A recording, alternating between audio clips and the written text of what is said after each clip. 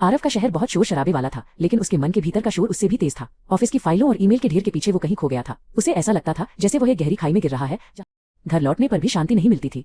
आरव घंटों अंधेरे में बैठा रहता, ये सोचते हुए कि क्या कभी ये भारीपन खत्म होगा। उसे अपनी पसंद की चीजों में भी अब कोई खुशी महसूस नहीं होती थी। उसे बस थकान महसूस होती थी, एक ऐसी थकान जिसे नींद भी ठीक नहीं कर सकती थी। एक सुबह पार्क में टहलते समय आरव की मुलाकात समीर से हुई। समीर शांत और स्थिर दिख रहा था, जैसे उसके पास कोई गुप्त खजाना हो। समीर ने मुस्कुराते हुए आरव को एक पर्चा थमाया। उस पर बड़े अक्षरों में लिखा था, विश्व ध्यान दिवस, खुद को खोजने का एक पल। समीर ने कहा, कभी कभी हमें आगे बढ़ने के लिए बस रुकने की जरूरत होती है। आरव ने समीर से अपनी उलझनों के बारे में बात की। समीर ने उसे ध्यान से सुना, बिना किसी निर्णय के। उसने आरव को बताया कि ध्यान का मतलब विचारों को रोकना नहीं, बल्कि उन्हें केवल आते जाते देखना है।